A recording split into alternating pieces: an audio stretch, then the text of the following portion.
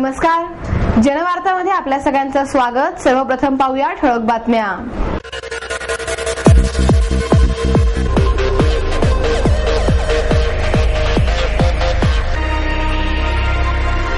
शेतकऱ्यांच्या विविध मागण्यांसाठी राज्य शेतकरी संघटनांचा कृषी आयुक्त कार्यालयावर मोर्चा। आदिशक्तीचे रूप असणाऱ्या स्त्रीने जुनाट कल्पनांना खतपाणी न घालता मुलगा मुलगी भेदभाव करू नका, ज्येष्ठ अभिनेत्री लालन सारंग यांचे प्रतिपादन। आणि वाढत्या लोकसंख्येमुळे कचरा वाढण्याचे प्रमाण जास्त, महानगरपालिकेचे आयुक्त महेश पाठक यांचे मत।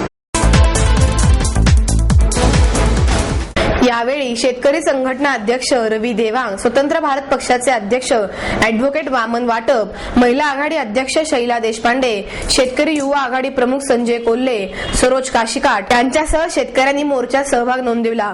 गांधी पुतळ्यापासून निघालेल्या मोर्चाचे कृषी आयुक्त कार्यालयाच्या इथे मोर्चाच्या सभेत रूपांतर झाले।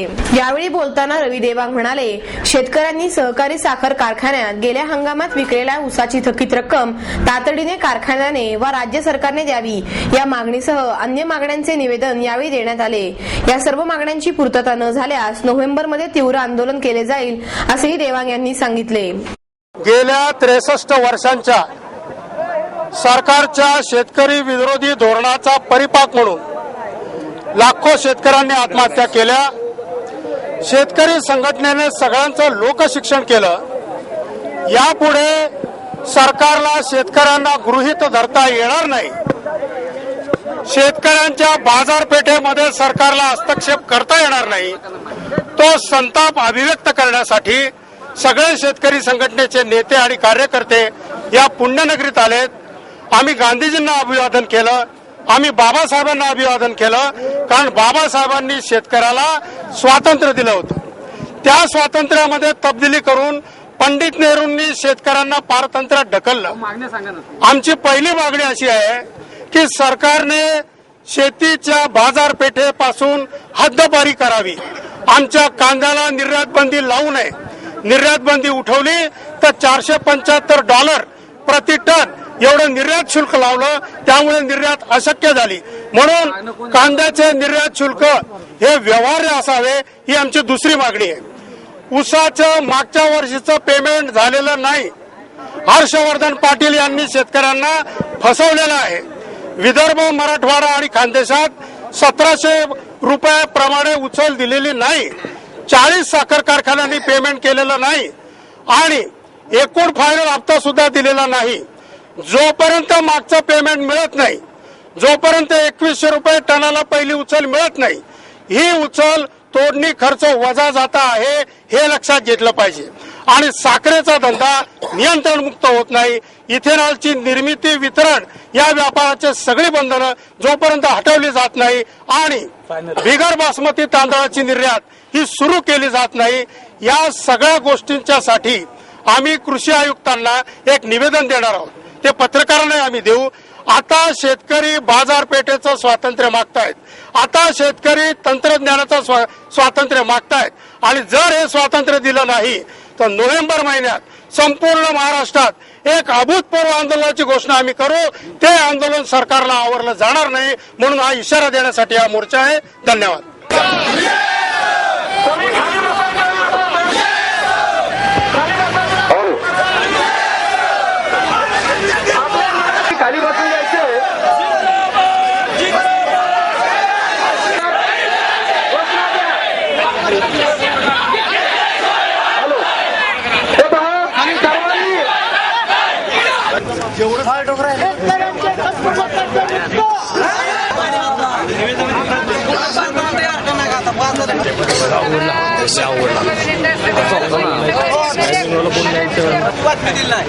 हे निल्याचा 1 टन करणार।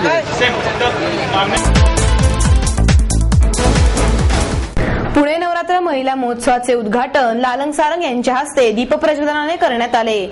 यावेळी ज्येष्ठ साहित्यिक डॉक्टर माधवी वैद्य, अभिनेत्री शर्वरी जेमनीस, महोत्सवाच्या अध्यक्षा जयश्री बागुल आदी मान्यवर उपस्थित होत्या।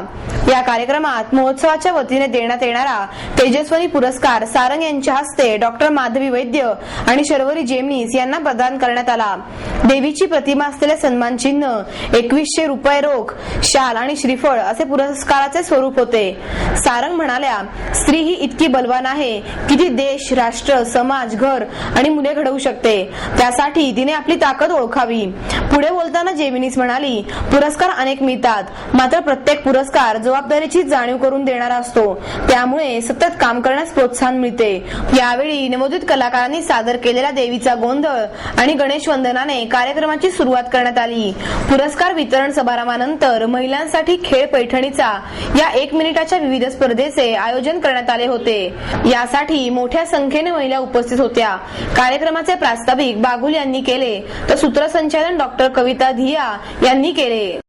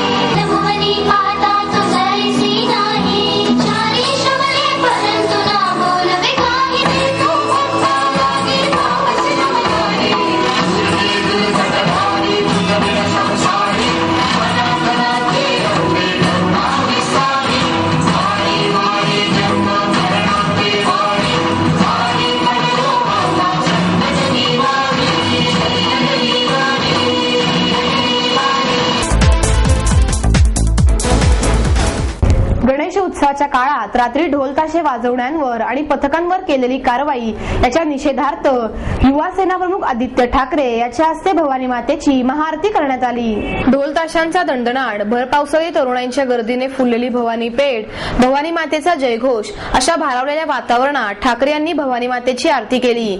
यावेळी शिवसेना जिल्हा संपर्क प्रमुख आमदार डॉक्टर नीलम गोरे, शहर प्रमुख नाना वाडेकर, गटनेते श्याम देशपांडे, सदानंद शेट्टी, राजेंद्र शिंदे, मंदिराचे विश्वस्त विनायक मेढेकर आदी मान्यवर उपस्थित होते। आवाज शिवसेनेचाच असतो आणि तो दाखवण्यासाठी आलोय असे ठाकरे म्हणतात। ढोल ताशांच्या गजराने सारा परिसर दुमदुमला। ढोल ताशांच्या पथकांवरील कारवाईच्या पार्श्वभूमीवर पुण्यात आलेल्या युवा सेना प्रमुख ठाकरे यांनी कार्यकर्त्यांना शिवसेना तुमच्या पाठीशी असल्याचा दिलासा दिला। भवानी पेठेत सायंकाळी 4 वाजल्यापासूनच ढोल ताशा पथक सज्ज झाले। ठाकरे यांना भेटण्यासाठी तरुणांनी कार्यकर्त्यांनी गर्दी केली। पावसाचा जोर वाढला पण गर्दी कमी झाली नाही। बरोबर 6:45 वाजता भवानी मातेच्या मंदिरात आदित्य ठाकरे यांचे आगमन होताच फटाक्यांच्या आतषबाजीत आणि घोषणांच्या जयघोषात शिवसैनिक आणि नागरिकांनी त्यांचे स्वागत केले। अर्थात आज मी देवीचं दर्शनही घ्यायला आलो आणि त्यांच्यासोबत ह्या जे वाद्य वाजवतात त्यांना ताकद मागण्यासाठी मी आलो देवीकडे। मी यांच्या सगळ्यांच्या सोबत आहे, या मंडळांच्या सोबत आहे। त्याचं कारण एकच की जेव्हाही आपले सण येतात तेव्हा आपल्यावर बंदी आणि बाकीचे जे झोप उडवतात त्यांच्यावर बंदी नसताना हे चुकीचं आहे। आणि मला नाही वाटत की पारंपरिक वाद्यांवर बंदी कधीही असायला पाहिजे। एकतर काही रोज वाजवत नाहीत किंवा झोप घालवायला वाजवत नाही, हे सणावारी वाजवतात आणि देवासाठी वाजवतात, लोकांबरोबर वाजवतात। मला वाटतं की वाद्याची बंदी खूप चुकीची आहे आणि मी या लोकांबरोबर उभा आहे। नाही, शिवसेनेचं सगळ्यांना माहिती की आवाज कोणाचा विचारलं तर शिवसेनेचाच असतो आणि तसंच ह्यांचा आवाज जो थांबवतोय त्यांना आवाज कोणाचाही दाखवायला आलो। नाही, राजकारण जरी वेगळं ठेवलं तरी सांस्कृतिक दृष्ट्याने तुम्ही बघितलं तर गणेशोत्सव पुण्यातून तर सगळ्यात जास्ती वाढला आणि टिळक इकडचेच परत मला वाटत नाही की दुसऱ्या कुठच्या सणावर अशी कारवाई होते। किंवा काही ट्रॅफिक जाम, जत्रा कोणाची भोंगी, तर मला नाही वाटत दुसऱ्यांवर कारवाई होते. मग हिंदू सणांवर का? हे पुण्याचे प्रश्न आहेत आणि म्हणूनच शिवसेनेच्यात अग्रेण येईल सगळे सोडवण्यात. आणि तुम्ही बघाल आता पुढे काय काय होतं. मी दुसऱ्या संघटनांकडे बघत नाही, कारण मी स्वतःच्या कामाकडे बघतो, स्वतःला जज करायला बघतो आणि आमच्यासोबत जे युवक त्यांच्यासाठी आम्ही काम करतोय. स्वच्छ संस्था आणि रोटरी क्लब ऑफ साऊथ यांच्या वतीने कचऱ्याच्या समस्येवरील कीर्तनाच्या कचरा वर्तन या डीव्हीडीच्या प्रकाशन समारंभात ते बोलत होते. यावेळी ज्येष्ठ व्यंगचित्रकार मंगेश तेंडुलकर, घनकचरा व्यवस्थापन उपायुक्त सुरेश जगताप, स्वच्छ संस्थेच्या मालती गाडगीळ, रोटरीच्या सोनल पटवर्धन, डीव्हीडीचे दिग्दर्शक विलास काणे व फुरसुंगी गावाचे दिलीप मेहता उपस्थित होते. पाठक पुढे बोलताना म्हणाले, प्रत्येकाने आपल्या घरातील कचरा निर्माण न होऊ देण्याची खबरदारी घेणे गरजेचे आहे. महापालिकेच्या वतीने कचऱ्याची विल्हेवाट लावण्यासाठी प्रयत्न करण्यात येत असल्याचे त्यांनी सांगितले. पुढे बोलताना तेंडुलकर म्हणाले की सगळ्यांनी कचऱ्याच्या समस्यांबाबत सहकार्य करण्याची गरज आहे. कचऱ्याच्या समस्यांसाठी यापुढे पुणेकरांनी आपल्यामुळे आजूबाजूच्या लोकांना त्रास होऊ नये म्हणून कचऱ्याबाबत जागरूक राहणे आवश्यक आहे. पूर्वोत्तर देशातील वैशिष्ट्यपूर्ण डिशसाठी सीझन्स हॉटेलची मिथिकल ईस्ट रेस्टॉरंट सुरू करण्यात आले. सूप, स्टार्टर्स, मुख्य भोजन आणि डेझर्ट्स ही सीझन्स हॉटेलची खासियत आहे. आता त्याला मिथिकल ईस्टची जोड मिळाली आहे. मिथिकल ईस्ट मध्ये मंगोलिया ते म्यानमार, चीन ते जपान इत्यादी देशांमधील वैशिष्ट्यपूर्ण डिश उपलब्ध झाले आहेत. विशेष म्हणजे आमच्या ग्राहकांशी आमचे नाते आणि ऋणानुबंध अगदी पक्के आहेत. त्यापैकी अनेक ग्राहकांनी अशा स्वरूपाचे पदार्थ उपलब्ध करून देण्याची सूचना केली. त्यातूनच अशा खास डिश सादर करण्यासाठी मिथिकल ईस्टची उभारणी झाली आहे. केवळ पदार्थांची चव आणि रूप याकडे आम्ही लक्ष दिले नाही, तर जिथे बसून या डिशचा अनुभव घ्यायचा ती जागाही वैशिष्ट्यपूर्ण पद्धतीत आम्ही सजवली आहे. पोस्टर, म्युरल्स, म्युझिक, लाईट हे सगळंच वैशिष्ट्यपूर्ण आहे. मेन्यू कार्ड तर स्टोरी बुक सारखं आहे. त्यामध्ये चीनचे राजे शिन ली आणि पूर्वेकडील जगाला एकत्रित करण्यासाठी त्यांनी दाखवलेले धैर्य याची कथा जाता वाचायला मिळेल. इथे मम्मी डॅडींबरोबर येणारे बच्चे कंपनीसाठी पझल्स, गेम्स यांची लयलूट असून मुलांना त्यांचा आनंद लुटण्यास मिळणार आहे. स्वाभाविकच एक वेगळा अनुभव देणारे मिथिकल ईस्ट हे ठिकाण ठरणार आहे. ज्यांना अशा खास डिश नेहमी साथ घालतात अशा औंध आणि परिसरातील ग्राहकांसाठी मिथिकल ईस्ट ही पर्वणीच ठरणार असून शहरांच्या इतर भागातील रसिक खवय्यांसाठी हे मुद्दाम जावे असे ठिकाण ठरणार आहे. मिथिकल ईस्ट एक ओरिएंटल रेस्टोरेंट है जिसमें 5 मेन देशों का खाना हम लोगों ने इंक्लूड किया है, जिसमें चाइना, थाईलैंड, सिंगापुर, बर्मा और वियतनाम का. और ये डिफरेंट कंट्रीज का कुजीन है हमने इकट्ठा किया है, जिसके ऊपर हम लोगों ने बहुत एक्सपेरिमेंट किया खाने के ऊपर. पिछले 6 महीनों से हम एक्सपेरिमेंट कर रहे हैं और वहाँ की सब स्पेशलिटी डिशेस पे हम लोगों ने एक्सपेरिमेंट किया और उस सबको इकट्ठा करके हम लोगों ने इस मेन्यू में लेकर आए हैं.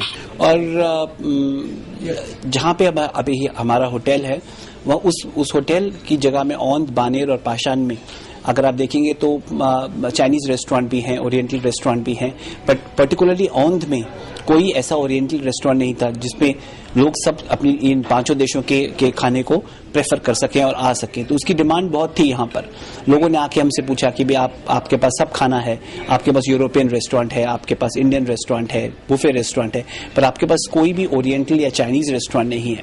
तो हम लोगों ने सोचा कि हम लोग ये जो जिस जगह पे हम आज अभी खड़े हैं ये पहले स्पोर्ट्स बार थी, तब हमने स्पोर्ट्स बार को चेंज करके उसको लोगों की डिमांड के ऊपर हम लोगों ने इसे oriental restaurant, oriental cuisine restaurant बनाया है, ताकि लोग यहाँ पे आसपास के लोगों को हम केटर कर सकें और उनकी हर एक पॉपुलर डिशेस को आप अपने मेन्यू में डाल सकें.